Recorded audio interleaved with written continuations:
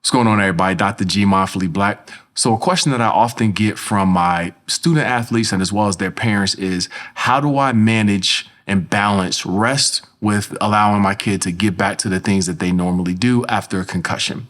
So the old way of thinking is complete rest until you feel better, and then you just do what you normally would do. But we know that research says that that's actually not very effective and that we need to have an active approach to recovery.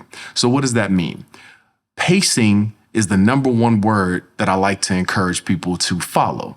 That means that we're going to incrementally or slowly return you back to where you used to be.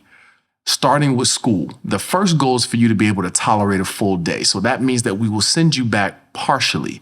So you'll take breaks whenever you get symptoms, and symptoms can be headache, dizziness, nausea, light sensitivity, concentration difficulties, any of the normal things that we know are associated with a concussion. So here's the way that you would do that. We like to scale things from 0 to 6. 0, I don't feel it at all. 6, it's the worst that it's ever been. Wherever you start the day, if the symptoms increase by about 2 points, so let's say from a 1 to a 3, that's your indication that you need to take a break. So you take a break and give yourself up to 30 minutes for those symptoms to go away. If they go away in less than 30 minutes, then you resume whatever that activity is. And in school, that might be listening to a lecture or doing in-class work. But again, the point is we take breaks when symptoms arise, and then eventually our brains will learn to accommodate the same way that we normally would go until you'll be able to do a full day. And once you're able to do a full day, then we start reintroducing homework. And let me give you the logic behind that.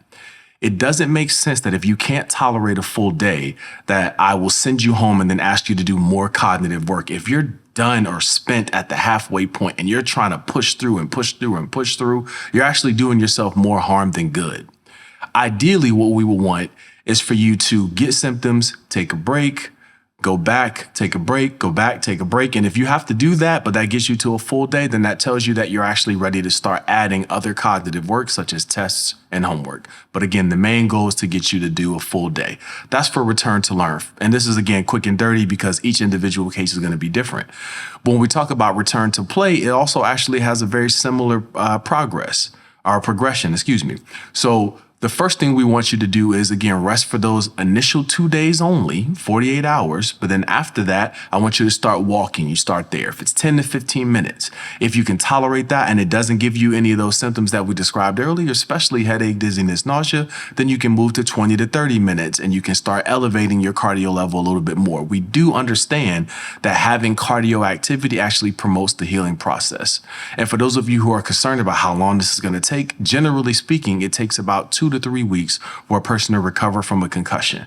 Now, of course, in the NFL, there's a lot more pressure, so they get people back faster because there's money on the line. And a lot of times professional athletes, are already starting at a higher point than your average person in the community in terms of how fast they're going to recover because they're used to recovering from things on a normal basis.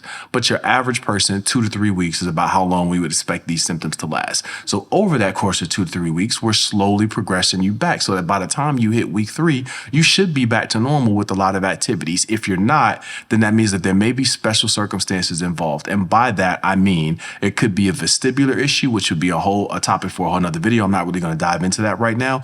Or it could be that there's some emotional lingering things that need to be addressed, usually based in anxiety. Hopefully this gives you some good, helpful information on how to deal with your kids. And if you take nothing else from this video, the thing that I want you to remember is the goal is to sit down, not shut down. That means take breaks, not completely be done just because I experience symptoms.